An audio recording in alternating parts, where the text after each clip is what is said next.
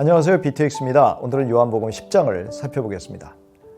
예수님은 양과 목자의 비유를 통해서 양과 목자의 긴밀한 관계를 설명하십니다. 양으로 비유되는 구원받은 자들은 그들의 목자 되신 예수님을 통해 비로소 구원의 문에 들어설 수 있다고 하십니다. 문이 아닌 다른 방법으로 양의 우리에 접근하는 것은 강도나 도둑이 하는 짓이듯이 예수님이라는 분이 아니고서는 참 구원, 영생, 천국에 이를 수 없다는 것입니다.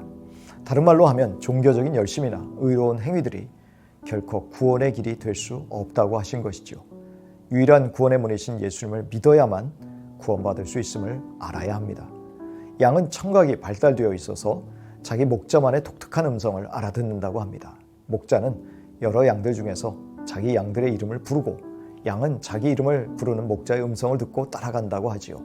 이것이 우리 구원받은 자들과 목자 되신 예수님과의 친밀한 관계입니다.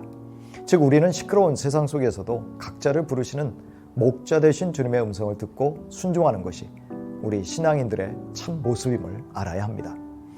예수님은 양의 문 자체인데 예수님을 통해서가 아닌 다른 곳을 통해서 양들에게 접근한 자들이 있었다고 하십니다. 그들은 절도요, 강도의 짓을 하면서 죽이고 파괴하려고 했기 때문에 양들이 듣지 않았다고 하십니다.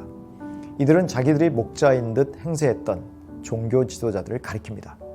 지금도 성도들을 영적, 경제적으로 핍절하게 만드는 교회 지도자들이 있다면 강도들이라고 생각해도 틀리지 않을 것입니다. 그러나 이제 참 목자이신 예수님이라는 분을 통해서 들어가는 구원받은 자들은 풍성한 생명을 얻게 된다고 하십니다. 하지만 다행스러운 것은 예수님 안에 있는 자들은 함부로 거짓 목자들을 따라가지 않는다는 것이지요. 그들에게는 영적인 귀, 즉 분별력이 있기 때문입니다.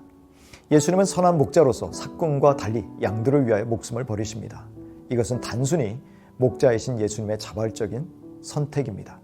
그 이유는 하나님과 예수님의 관계가 친밀하듯이 주님은 선한 목자로서 당신의 양들과 친밀한 관계이기 때문이라고 말씀하십니다.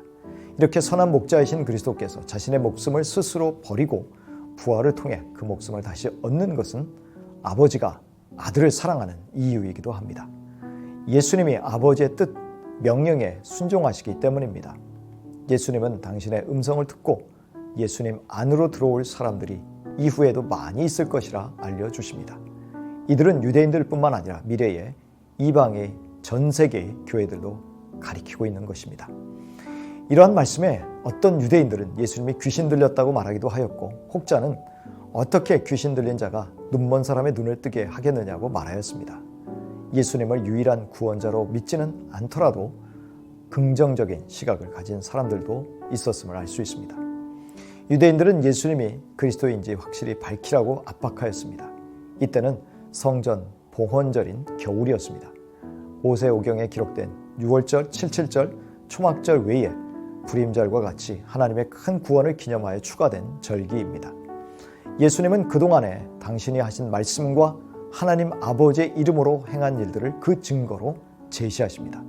그럼에도 이들이 예수님을 그리스도로 믿지 않는 것은 그들이 예수님께 속한 양이 아니기 때문이라고 말씀하십니다. 예수님의 양은 예수님의 음성을 듣고 예수님을 따르게 되어 있다는 것이죠.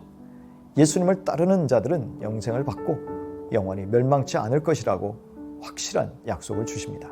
그 이유는 예수님께 속한 양들은 또한 만물보다 크신 아버지께도 속해 있기 때문입니다.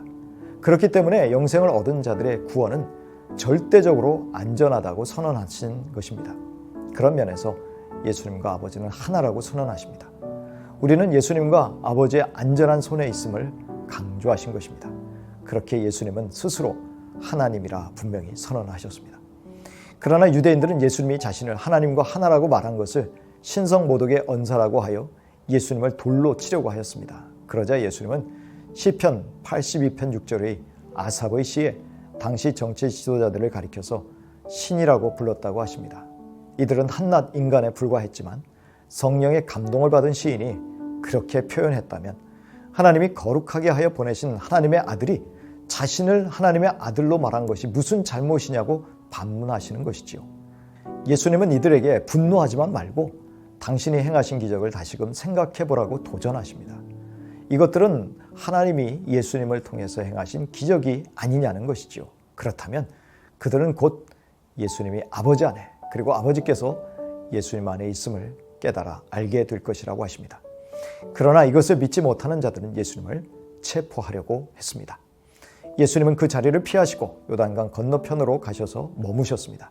거기에는 세례 요한이 예수님에 대해 증거한 것이 참되다며 예수님을 믿는 사람들이 많이 있었습니다. 누군가는 예수님을 믿지 않고 거절했지만 또 누군가는 믿게 된 것입니다. 신자와 불신자로 갈라지는 이유를 우리는 알 수 없습니다. 우리가 불신자 그룹에 속하지 않고 예수님을 목자로 모신 양의 그룹에 속한 것이 신기하고 감사할 뿐입니다. 예수님이 당신과 아버지가 하나라고 말씀하신 문맥은 당신의 양들을 돌보심에 있어서 일치된 뜻을 갖고 계심에 있습니다. 이 얼마나 놀랍고도 전율을 일으키는 말씀 아닌지요. 우리를 절대로 빼앗기지 않으시기 위해서 성부, 성자의 하나됨이 강조되고 있다는 것입니다. 우리는 창조주 하나님의 손에 있습니다. 로마서 8장 35절 이하입니다. 누가 우리를 그리스도의 사랑에서 끊을 수 있겠습니까? 환난입니까? 곤고입니까? 박해입니까? 굶주림입니까? 헐벗음입니까? 위협입니까? 또는 칼입니까? 그러나 우리는 이 모든 일에서 우리를 사랑하여 주신 그분을 힘입어서 이기고도 남습니다. 나는 확신합니다. 죽음도, 삶도, 천사들도, 권세자들도, 현재일도, 장래일도, 능력도, 높음도, 깊음도, 그 밖에 어떤 피조물도 우리를 우리 주 예수 그리스도 안에 있는 하나님의 사랑에서 끊을 수 없습니다.